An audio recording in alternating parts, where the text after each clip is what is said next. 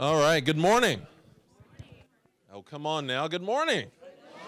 It's a beautiful day in Grand Rapids, Michigan. Therefore, a good morning is a good morning. Welcome to our campus. For those of you who are students, you are always welcome. And for our guests and community members, you are always welcome to our campus as well. My name is Bill Pink. I am honored and humbled to serve as the president here at Grand Rapids Community College. And we're grateful to have all of you here today, and grateful also for our special guest that is here on our campus today, Cesar Chavez, and we're honored to have you here.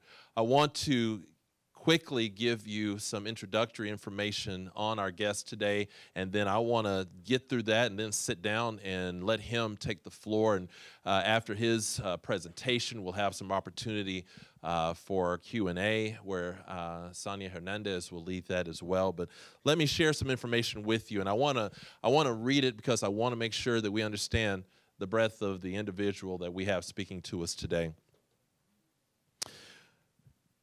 Cesar Chavez, 23 years old, grew up participating in movement activities, among them marches, rallies, picket lines, demonstrations, union conventions, and political campaigns, including those for immigration reform.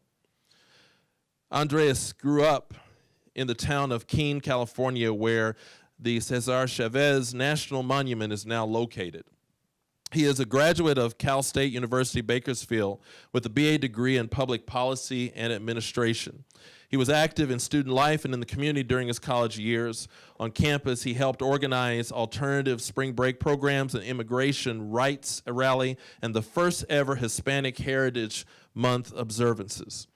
Upon completing his undergraduate studies, he served as political director for the Emilio J. Huerta's Central Valley campaign in California's 21st Congressional District. Andreas then played a key role in developing and establishing the high school equivalency program at Cal State University, Sacramento, a federally funded program assisting farm workers without high school diplomas attain their GED. He then has recently returned to the Cesar Chavez Foundation to assist with special projects. During his lifetime, he also loves to barbecue. I'm with you, bro. Spend time with his family and friends, and golf. It's as if our bios read the same toward the end. As the grandson of Cesar Chavez, and as we here in Grand Rapids have some very special connections there in terms of what he meant to this area and to the people here, we're honored to have you here today. And I want to introduce to you, and please give a good GRCC, Grand Rapids, and West Michigan welcome to Mr. Andres Chavez. Thank you. Thank you. Thank you. Thank you. I think before I begin, somebody wanted us to play a video, so they're going to play the video really quickly.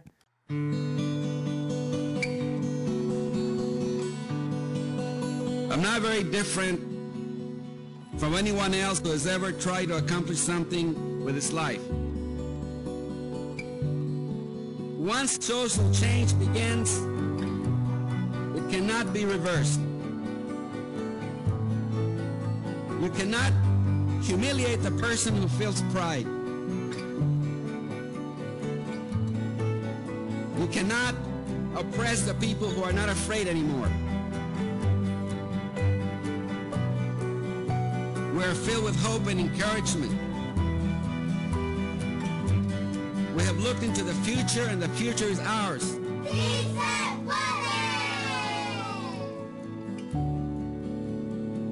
Ours is a revolution of mind and heart, and through the Cesar Chavez Foundation, the mission continues.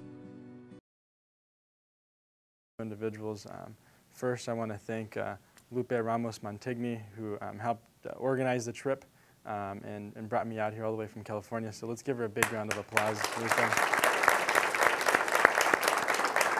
I'd also like to acknowledge my friends from the Hispanic Center. Will you guys please stand, and let's give them a big round of applause for the important work they do in the community.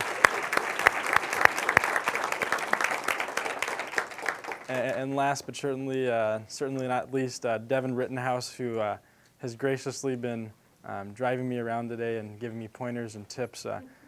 He's a graduate of Grand Valley State University, grew up here in Grand Rapids, am I right? and he just got a job working on a statewide campaign for Pat Miles for Attorney General, right? So congratulations to him. He just graduated with a political science major. He's going to go on to do wonderful things for the community. So I'm glad to have good company with me while I'm here in Michigan.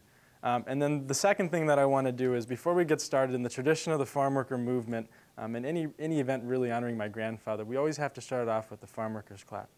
Some people call it the Welga clap, but other people know it as the unity clap, the solidarity clap. Some people call it the labor movement clap.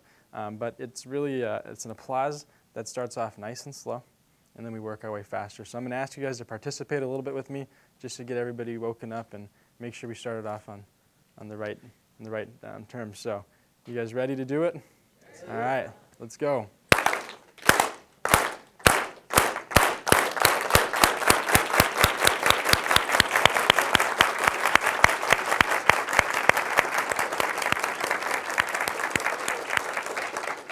That was awesome. I'm not going to lie, Union High School did it a little better, but but that's okay. That's okay.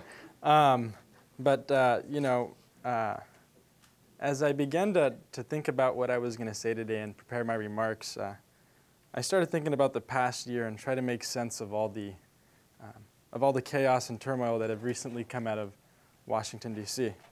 And so while I was trying to make sense of it, unfortunately, the only thought that came to mind was, what the hell? And for those of you who've been reading and seen the same stuff I've been seeing, I use the other four-letter word, but that may be a little inappropriate to say this evening. But by show of hands, how many of you in the audience have uttered these same exact words? Whether it was to your friends, maybe having coffee, sharing a beer with your friends. I think a lot of us are kind of shocked by it. You know, we look around and we kind of laugh and chuckle to try to deal with things. But the sad thing and the unfortunate thing is that the vile actions and the rhetoric of this presidency have come at the expense of many families and especially marginalized communities. So in light of the dire impacts of the decisions coming out of Washington, D.C. and their effects on society, I feel it's important for you to share. It's important for me to share a little bit with you some of the important lessons I learned from my Tata Cesar. But before I begin that, I want to share a little bit about who he was and where he came from. My grandfather was born on March 31st, 1927, on a small piece of land his grandfather homesteaded just outside of Yuma, Arizona. For the first decade of my Tata's life, they actually owned their own farm, and they harvested it, and they had a relatively comfortable life. It wasn't a lavish life, but they had a place where they could stay. They had a permanent place where they lived. And they went home with a full belly. They went to bed with a full belly, rather. Unfortunately, due to the Depression, they lost their farm, and they were forced to become migrant farm workers. A migrant farm worker is somebody who travels from town to town or region to region following the crops. As a migrant farm worker, my grandfather and his family faced all the abuses of the times. Moving from place to place, they faced brutal poverty and discrimination. There was times where my grandfather recalled going to different communities, and on the storefronts there would be signs that read, "No Mexicans, no Negroes, and no dogs."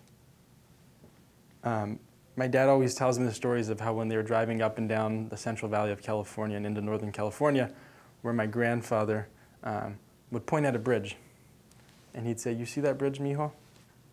That's where we used to live at." Or they'd go to a park, and he'd say, "Let's stop by this park in San Jose." And my dad'd say, "Why do you want to stop at this park?" And he'd say, "Because I want to show you where we used to pitch tents and where we used to live out of our cars in." Moving from town to town really took its toll on his education. At one time, he recalled attending over 24 schools. And because of moving from town to town and attending all these different schools, he fell behind, but ultimately had to drop out in 8th grade to help support his family. Like many from his generation, my Tata, along with his brothers and sisters, really wanted to escape the field so that they could create a better life for themselves. And my Tata did so by becoming a community organizer, and later the staff director in the early 1950s and the 1960s of the Community Service Organization. The community service organization at the time was the most effective Latino civil rights group of its day. They advocated for small things such as curb, gutter, and sidewalks in Latino neighborhoods, or for streetlights, for example. And while working with the CSO, he learned the art of community organizing. But what he also learned was that through collective action, people could bring about real change. Never forgetting where he came from and remembering the lives of the people he shared with in the fields and the new field skills that he found working with the CSO, that's what convinced him to give up his only paying job. When he was working with the CSO, he actually made it into the middle class. He used to wear Brooks Brothers suits, which were nice suits, and he used to drive a two-door sports car, kind of. And so he was living in East LA, and they were getting ready to buy their first home. So he had finally broke the middle class, everything that he wanted to do. But he ultimately decided, because of his experiences and realizing that real change was possible, that he was going to give it all up to go and organize farm workers. So on March 31st, 1962, his birthday, he quit his job with the CSO and set out with a small handful of other colleagues to confront the many grim realities that farm workers faced. You see, in those times, farm workers, and unfortunately some of this still happens in other parts of the state, well, other parts of the nation, rather. California, where I'm from, we're pretty progressive there, and we have some of the best laws protecting farm workers, but in places like North Carolina, some of this stuff still exists. But there's generations of miserable pay. There was no protections from dangerous pesticides. You know, there was a pesticide outbreak in 1988, and it forced my grandfather to do one of his longest public fasts for 36 days around the issue of pesticides. And what happened was pesticides are really meant to kill the insects that crawl on the bugs, right? And so what would happen was fathers would be working, and while they were working, the pesticides would get on their clothes. They get home, they take off their jacket, they throw it on the couch or something, and you have little Juanita running around, and she's breathing it in. And so they started to see cancer clusters. Pregnant mothers, because of generations of miserable pay, could not take maternity leave, and they needed to work to help support their families and make sure that they had enough money so that they could get through their pregnancy, would breathe in these horrible, toxic pesticides. And there's these really bad photos of children being born without limbs. I even saw a photo of a young boy who was born with only a torso and a head. So understanding this and seeing that there was no restrooms, no clean drinking water, sexual harassment for women in the fields just happened all the time, and their abusers were never held accountable. And farm worker children were dropping out of school like crazy. And to top it all off, the average life expectancy was only 49 years of age. So with that in mind, they said, we're gonna start a union, we're gonna start an organization to address these needs. You know, the biggest challenge, though, when they started was that for 100 years before my tata and his colleagues began, every strike had been crushed, and every attempt to organize a union had failed. All the experts said it's impossible to organize farm workers. But then, fed up with miserable pay and working conditions, brave Filipino farm workers went out on strike on September 8th, 1965. And they walked out of all the wine and table grape companies and growers in the Delano, California area. For generations, the growers, the people who owned the farms, used to pit the races against one another, and that was one of their favorite tactics. So for example, if I was a farm owner and the Filipino farm workers decided to go out on strike, the Filipinos would go out on strike, and I'd walk over to the Mexican labor force and say, hey, why don't you come in and take their jobs? And so their strike would be broken, and vice versa. They did the same. So the Filipinos, knowing that, went to my grandfather and his larger Latino union and asked him to join forces. At the time, my tata and them weren't really ready to do a strike. I think they had less than $100 in their savings account, and so they just weren't prepared, and they didn't think that they had the infrastructure to do it. However, it was my grandmother, Helen Chavez, who posed the question, well, are we a union or not? And as a union, you're supposed to stand in solidarity with your brothers and sisters. So what happened 8 days later, on September 16th, 1965, the National Farm Workers Association, the Latino Union, joined the AWOC, which was the Agricultural Workers Organizing Committee, which was largely Filipino, and they joined forces. And what came out of this was the birth of a multicultural movement that would forever change American farm labor and change the course of American history. I think it was the solidarity of the races that was a key factor in achieving victory after a 5-year-long strike, a 3-year-long international grape boycott. And what ultimately happened really was it forced, because of the boycott, at one point there were 17 million people boycotting grapes. And so what happened was, because the growers' pocketbooks were getting a little thin, they ultimately decided to sign union contracts. You know, looking at kind of those impacts and what it has on today, overcoming the racist practice of pitting the races against one another is as important of a lesson today for our nation as it was then in 1965. When Muslims, shortly after the inauguration, were targeted, it wasn't only an attack on Muslims. It was an attack on everyone who believed in humanity and in treating others with respect and with dignity. When torch-bearing Nazis, Klansmen, and white supremacists marching in Charlottesville, Virginia were tolerated and treated the same as those people protesting those evils, it was an attack on every decent man, woman, and child in this country. Those attacks and the fact that they're too often considered the new political norm are rooted in hatred and bigotry and divisiveness. And they do absolutely nothing to promote the well-being of this nation or to improve our communities and this country. We all know that building walls does not build community, and it doesn't bring people together. That takes building bridges. Ending DACA, which would deny dreamers their future and their prosperity in the only country that most of them have ever known, doesn't show them the beauty and the bounty of this land. In order for my peers to realize the beauty and bounty of this land, we must keep our families together and continue to support their dreams for creating a better tomorrow. Today we see NFL players who bravely take a knee to make a critical point about racial injustice. And we see that they're ridiculed by our president. And we see that their patriotism is called into question. That is a threat to the most fundamental guarantees of freedom of speech and expression. You see, I personally believe that there's a big difference between people who profess their patriotism and those who practice it. And here's an example. My grandfather, at the age of 19, decided that he wanted to join the Navy.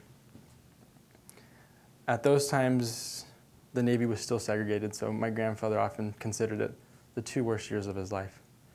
Before he was about to be shipped out to the Western Pacific, he decided that he was going to take my grandmother on a date, and they went to the Delano movie theater. And at the Delano movie theater, like most theaters in America at that time, the center section was for whites, and the wing section, or the section in the back, was for blacks, Latinos, and in Delano, Filipinos as well. That evening, my tata said, I'm not going to sit in the wing. I'm going to sit in the center. So he sat in the center, and when the movie theater staff approached him and asked him to leave, he refused to do so. And when he refused to do so, he was arrested for his actions. But you see, this story was not unique to my tata or to my Nana Helen. Within a decade, it would become the story of an entire generation of heroic people who were arrested for the same exact reason. The task of ending segregation seemed impossible to many, but it was because of unrelenting resistance of people like Rosa Parks and Dr. King and other people of color throughout the nation and their allies from all races that the once mighty walls of segregation came crashing down. Like the fight for civil rights, during the same exact era in 1965 in Delano, there was a fight that people didn't believe the farm workers could win. But despite the odds, the poorest of this nation's poor took it upon themselves to take on one of the most powerful industries. Their fight lasted 5 long years, and in that fight, people lost their homes, they lost their cars, and unfortunately, some lost their lives. But my grandfather always used to say that their fight wasn't necessarily about improved working conditions or better pay. That their fight was a fight of long-suffering people who simply wanted to be seen by their fellow Americans as equal, and they wanted to be respected.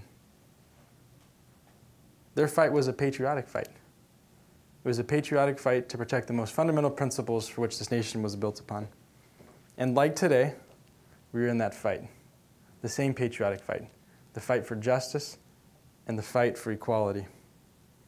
And this fight is going to have to be led by ordinary people, people like you and I, young people. My tata used to say that his job as an organizer was to help ordinary people do extraordinary things. He made the poorest of this nation's poor believe that they could take on one of the most powerful industries, and that by doing so they could be successful and they could be the keepers of their own destiny. I really believe it was my tata's faith in people that made him the person that he was. You know, oftentimes people think that my tata had all these victories, right?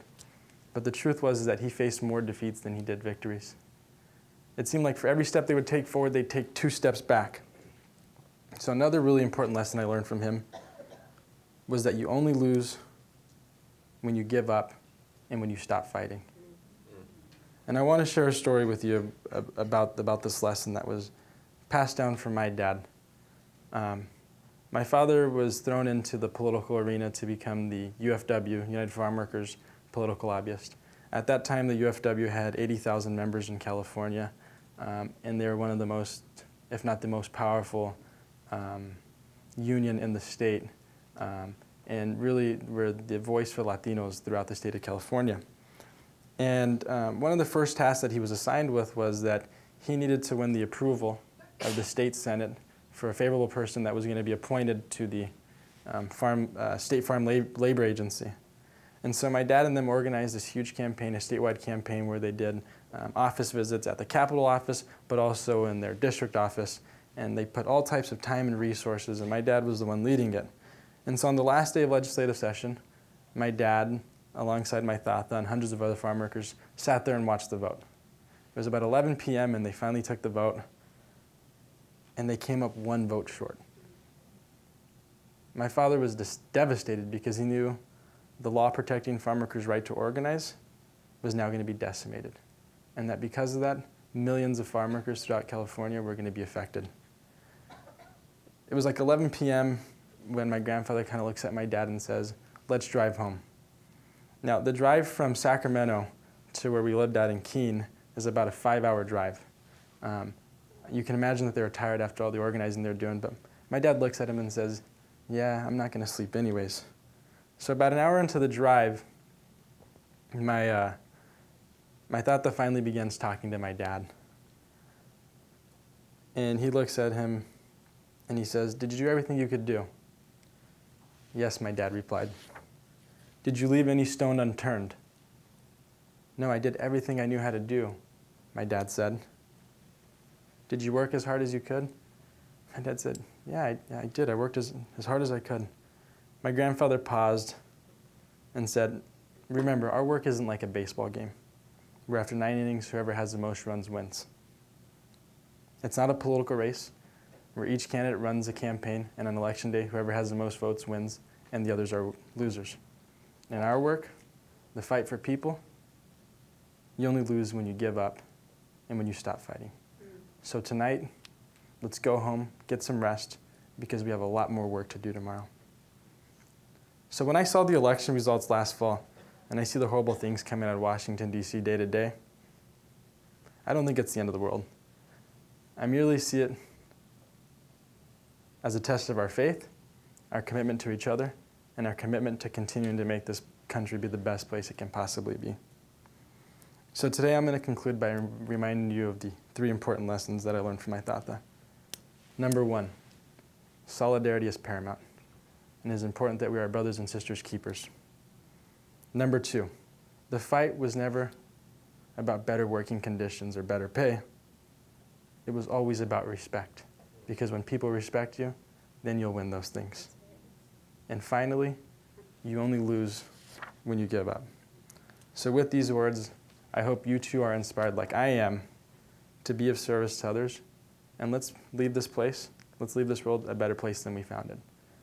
Si se puede, and thank you very much.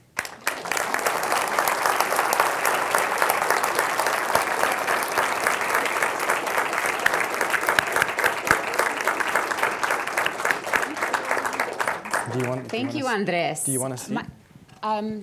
Actually, I think I'm going to walk Oh, around okay. the auditorium. So my name is Sonia Hernandez, and I'm an adjunct instructor here at GRCC, and I teach the CLS 100 course. So for those of you who have not taken that course yet, gosh, you're missing out. So make sure that if it's something that you need, make sure that you take it. And if I'm fortunate enough to have you in my class, you will learn some of the lessons of Cesar Chavez. So one of the platforms that I utilize are those very foundations. Cesar Chavez was one of my personal heroes. And so I'm not sure if everyone had a chance to really hear the quote that was shared at the beginning in the video in Cesar's own voice, but it's one of my absolute favorites. And it is the quote where he says, "Once social change begins, it cannot be reversed. You cannot uneducate the person who has learned to read, and you cannot humiliate the person who feels pride." We have seen the future, and the future is ours.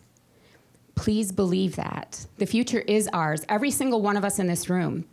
So I want you to believe that. I want you to know and understand that this is our home, this is our country, and we have to take care of one another, just as Andres said. So thank you for your message. I am going to be facilitating questions and answers. So if you have a question for Andres, please raise your hand. I will actually, Domingo also has a microphone, and he will come around, and I will hang out over here with Andres so he can answer your questions. Unless you have a question over here, I'll come over here. I'm still mic'd up, yeah? Okay, good. Is your mic starting? Yeah, I think it's still on. Hello, my name is Elena Gormley. I am a GRCC student who is preparing to apply for my Master's of Social Work. And in my job, I work at an after-school program at Burton Elementary, which is in a predominantly Latino community, and where the results of the last count day show that the student population has shrunk by approximately 25 students, and the consensus is that students are leaving school out of fears of ICE deportations. So my question to you is, I am a white person. I am not my Spanish skills aren't that strong. I'm working with children that come from a very different background. What is the best way that I can advocate for them to make sure that they get what they need and that they are protected from oppressive forces? Elena, first of all, thank you for the question, and thanks for all that you're doing to kind of try to educate yourself more. I think you're already off to the right start. I think I talked about how solidarity is paramount, right? And oftentimes I think these families are really scared, and they may see somebody with different skin tone and see them as the oppressor or as the bad one, right? But I'm sure you've made an impact on the students, right? And they probably love you and care about you. And so I think the biggest thing that you can do is just show them that you care. And then the other thing too is get involved. If there's an immigration rally, if there's a rally to protect DACA, and if you have the time to do so, go ahead and join them. And when they start to see faces like you come around, then they'll know, okay, there's support for us here. There's a lot of ways that we can be civically involved, not just as it pertains to immigration. I think now the wonderful thing with social media and kind of online organizing is that we can sign a petition, and we can lobby our legislators through many different mediums, right, and forms of communication. So the biggest thing is stay actively engaged, show them that you care, show them that you're their support. But I think you're doing everything that's right.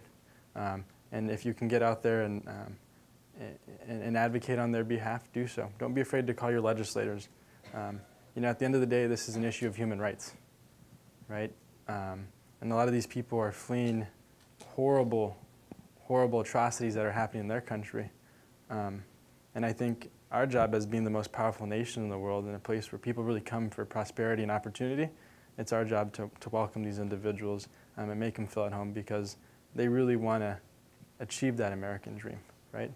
So that's my answer. Thank you. Any other questions from the audience?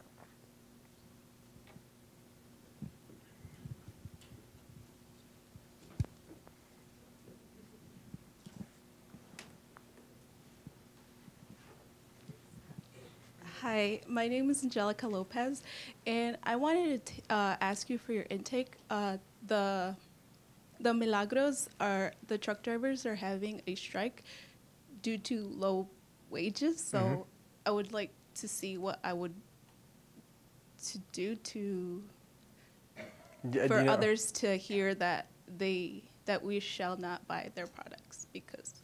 It's a truck driving company, or no? I'm not understanding that. It's the truck drivers of the company. Of the company, okay. Yeah. So have you know if they've done like a boycott or anything yet? No, they just started striking on Friday or Thursday. On Friday or Thursday, yeah. I think one of the big things is I'm not sure with this case because I don't know enough about it, but one of the things that we learned as kids was that you never cross a picket line, right? And this is when people are usually out on strike, they'll be out picketing in front of the supermarket or wherever their place of employment is. One of the funny stories that I tell was one year my family was on family vacation in Mexico, and we were going to go to this water park just outside of, I think it was Playa del Carmen. And so we were really excited because we'd been looking forward to our trip. And this is like the one thing my brothers and sisters and I wanted to do. Like we had read about it, we had researched it, and so we're driving to the water park, and we get there and we pull in, and there's this guy, and he has a big sign, and it reads, "Been fasting for the last 14 days, horrible working conditions and bad pay." We literally drove in the entrance and out the exit, and we weren't able to go. At the time, we were really bummed, but looking back at it now, I think that goes back to solidarity. So what can you do? I think online organizing is a really effective way of doing things now. We see that you can get tremendous results, right? And so I would talk with some of the organizers. They probably have a game plan, and see if you can get in contact with them and kind of see what they're pushing. And then from there, see how you can assist it. Maybe you can start a student movement, or if the university is selling their products, one of the cool things that you can do is you guys can demand that they stop serving their products here. That's what happened during the Grape Boycott in the 1960s and 1970s. College campuses all across the United States refused to eat grapes, and they said that they weren't going to eat at the dining halls until they stopped purchasing grapes. And so then what happened was dining hall, one after another, stopped purchasing grapes. I was talking to somebody else, and I think I was telling you about preschoolers. There was preschoolers in the San Fernando Valley, and I heard this story from somebody who made a documentary about my grandfather, that he remembers being a teacher's assistant at a preschool. And these preschoolers saw their parents not eating grapes, and so when they were at school one day, in their little, I think it was like a little fruit cup or something, there was grapes in it. And what they started to notice was that day after day, all the kids one by one stopped eating grapes. So we can all do our role to help out in whatever strike it is. Like in this case, I don't know enough about it, but touch base with the organizers and see how you can help out their efforts. And as students, like I said, if they're selling their products here, the easiest way for you to make an impact is probably to go after the dining hall services and ask them to stop selling their products, if they do. Or go to the supermarkets or whatever it is. I don't know enough about the issue, so it's kind of hard, but yeah. That was a great question. Any other questions? Yes.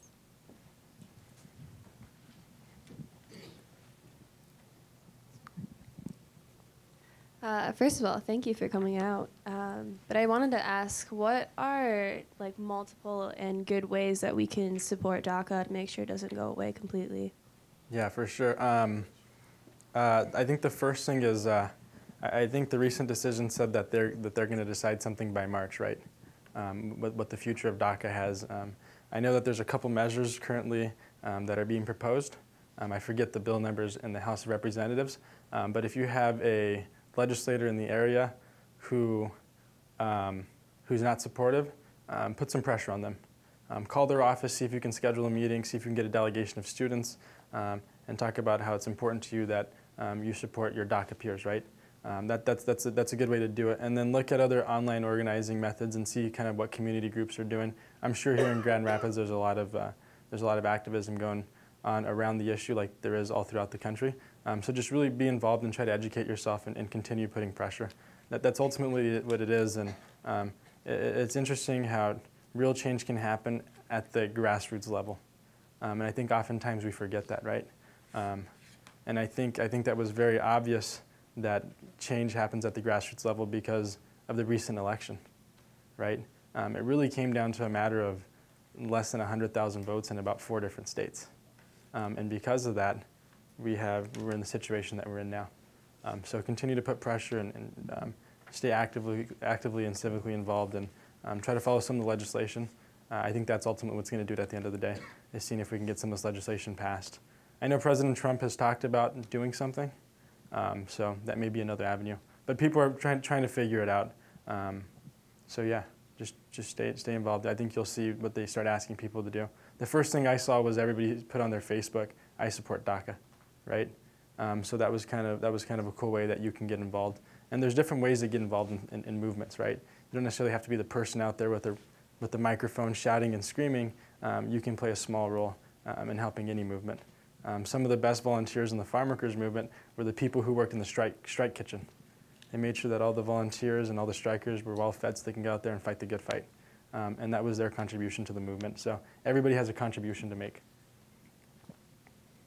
And don't forget, if you're 18, vote. Yeah, I forgot about that. Yeah, Any other questions? I have a beef with Michigan right now because you guys could have turned out to vote a little better for us. Hi, thanks for coming. I'm glad to have you here. I was wondering if while you're here you plan to lead any rallies or be a part of any rallies here in Grand Rapids? I don't plan to be a part of any rallies, but if I see a good fight, I'm always willing to jump in. So, yeah. You always got to fight the good fight. I don't know, should we go protest or picket something? Just kidding. Like, yeah. Any other questions? I'm joking. Right here.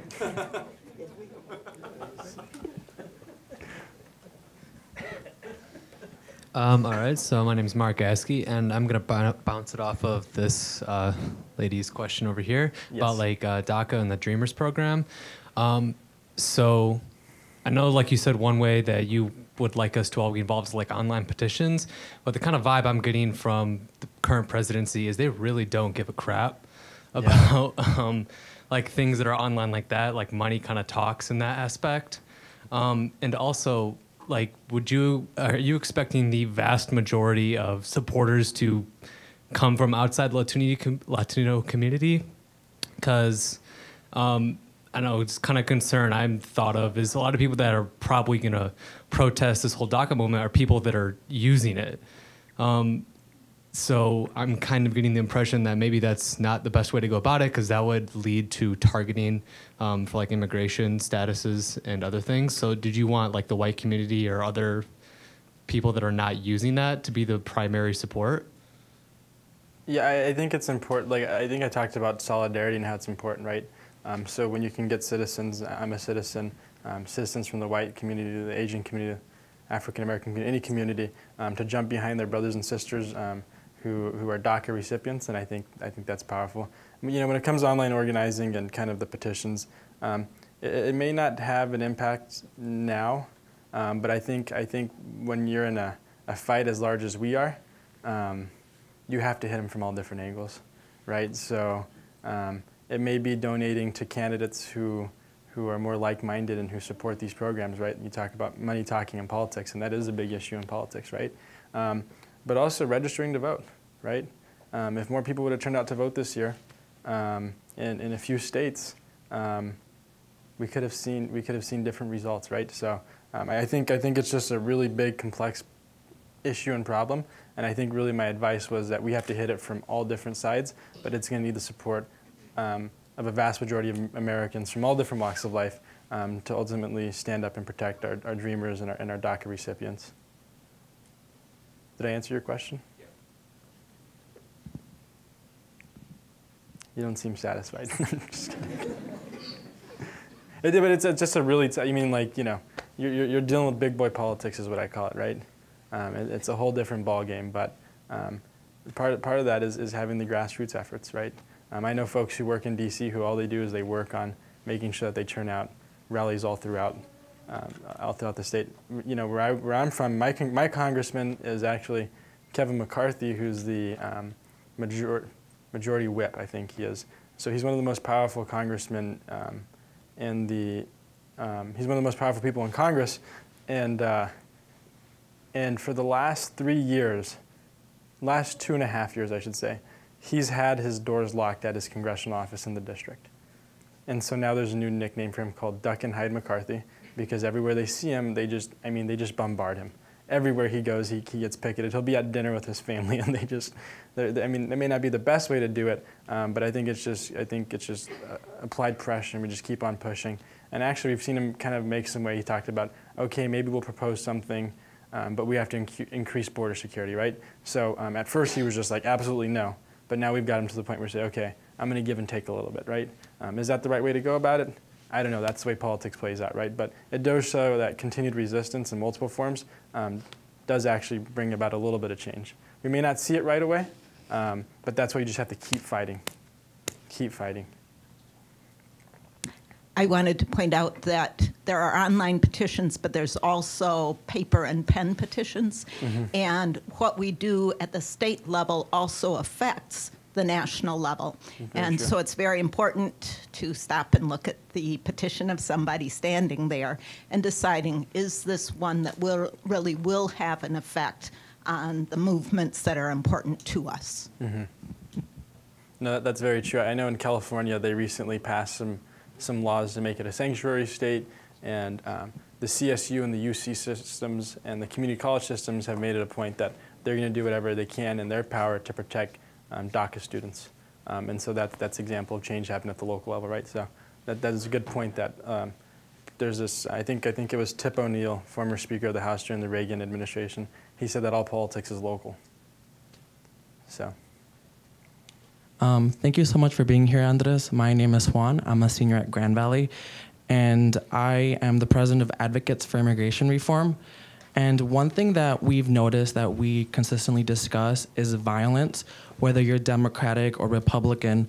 And so what's some advice you give to the audience in regards to that? You said violence? Can you expand on that a little more? Yeah, like violence as in you believe in your cause and you fight physically for it. So what can we do to avoid conflicts like that? So you're saying people are physically fighting because of these issues. You know, one of the big things that, one of the core values of the farm worker movement, one of my grandfather's core values, and core values of people like Gandhi and Dr. Martin Luther King was the power of nonviolence, right? And I think at a time right now when you kind of saw what happened in Charlottesville, and you're seeing what's happening in Berkeley, California, and you see these physical acts of violence, and just kind of all of the rhetoric and everything that's kind of going around, I think the American public is kind of yearning for some type of nonviolent protest, right? And that's what we saw in the civil rights movement. That's what we saw in Delano. And so, you know, the advice that we have is nonviolence is always more powerful than violence. One of the stories that, and one of the things that inspires me most is there's this video of my grandfather on YouTube, and I've seen it in many documentaries, and he's marching on a picket line at a field, and there's this huge, really angry man who's just, I mean, shouting at him. He's like, "You commie, you bastard, you sick dog." I mean, just in his face, right? And I mean, he's just like being very physical and very violent, and my grandfather just is walking. Just completely unfazed, right? And the scene of him just seeming unfazed, I'm sure he was pissed off inside. You know he was, right? But him showing others that he was unfazed was a much more powerful tool and a lesson than that man who was yelling at him and calling him all these nasty names. Nonviolence is always the way to go. Thank you for the wonderful questions and answers. And question up front? How are we doing on time? How many more questions? We're good. All right. 5 more minutes? A couple more questions, yeah? Hi, Alex Leher from the Hispanic Center. We've been discussing and talking. Would you be willing to write a letter in support of DACA to the president? Yeah, but I mean, I don't know what my word would have with the president, but my dad has, and the heads of all of our organizations have. We for sure stand in hand with our DACA brothers and sisters. So yeah, I mean, if you wanted me to write one, yes, I'm happy to do it. But I think my dad's word and some of the other officials' word might be a little more powerful. If it was the president, I don't know. But I really want to thank you for being here. My question to you is, yesterday I had a chance to talk to 3 young ladies that are DACA. And so it's very hard for me to, well, I do understand what they're going through because my parents went through the same thing, but the thing is that would you be willing to write a letter to these young folks, you know, for them not to give up hope? Yep. I mean, I can talk to them, but I think that when it comes to somebody, you know, like you, and it'll be coming from the heart, and they know very well that they're very well supported by, you know, grandson and everything else for these young folks to not to give up and just keep going. Yeah, it's not very easy for me to speak to them. It's very hard, and it's heartbreaking for what they're going through. But they've only got, you know, until March, and it's heartbreaking. Yeah, I'm happy to do so. Before I left the other high school, I wish I would have known this as we were leaving, but they told me the story of 3 girls whose parents had just been deported, and just their tenacity and their grit, not having their parents here in a foreign country, right? But at school, they were in the room, and I couldn't tell you who was undocumented and who wasn't, right? I couldn't tell you who the girls were, but they all had a smile on their face, and they just kept pushing forward. And I wish I could have talked to them a little bit, but I'm happy to do that. I think that was the last question. I think we have one more question. But yeah. Hi, my name is Devon Hamilton, and my grandparents attend First United Methodist Church, where they are huge advocates in the hiring of lawyers for children trying to come into the United States. Mm-hmm. What is one thing that they could do in order to, whereas not money, I guess, is what I'm trying to say, that they could, I don't know, try and advocate better so that the Congress can get their word in, because one of the problems that they face is the long waiting lists. In fact, that judges won't accept like some of these cases, or will not. I don't know how to describe much, but because I've only attended a couple meetings, but that's just one of the problems that they face so much is the waiting lists that are huge. I think it's like the deportation proceedings and stuff. Yeah, those are really big. I'm gonna sound like a broken record because I'm just gonna go back to like advocating and stuff, right? Okay. There's just different ways to get involved, and I think each issue has a different strategy, and there's people who work on this, who really have high-level calls and talk about what is the strategy moving forward. I know the same thing was happening with DACA. I had the privilege of sitting on one of the calls, and they were still trying to figure out the strategy. But I think the biggest thing is just showing your support through a variety of different ways. You know, each issue, there's certain things that you can do that would really help because that's part of the strategy. In this case, I really don't know. I know that this is a problem everywhere, though. We're having the same problem in California where people are being detained and held up in deportation proceedings for years and years, right? Yeah. And unfortunately, a lot of them are in private prisons. And so what we were doing in California is we were doing protests outside the private prisons and asking them to change some of their policies and practices within the prison. I'm not sure what the outcomes of our protests were, but they could hear us, and sometimes that's good enough. Yeah, one of the things that they do at the moment at the church is we only buy migrant working coffee. Okay. So it's like basically, that's one of the things that that's a powerful thing is that the power of the consumer, right? Mm-hmm. You talked about money kind of having a say all. And unfortunately, that is a truth, you know, that exists everywhere. But the power of the consumer is absolutely powerful. Our money is ours, and we can choose how to spend it. And if we choose to spend it in the right areas and not spend it in the wrong areas, then you'll see the fruits of our labor come to fruition. All right, thank you very much for being here. I wanted to make one more comment. My name is Tammy Friesen, and I'm an instructor here for CLS and English 100, 101. Students, the best thing you can do is care about your fellow students who are sitting right beside you in the classroom. You have DACA friends. You have classmates who have to drive their parents around because they're undocumented. You have classmates whose husbands have had to quit their jobs and stay at home because they're afraid of ICE. And these students need compassion and they need respect. And I had one student say one time in class to one of our DACA students, why don't you just go back where you came from if life is so hard here? And you need to never, ever put up with that kind of attitude. So please support your classmates. That is absolutely great advice, Andres. Thank you so much for your time. And students, yes, take a stand. Educate yourself on what are the facts behind some of these issues.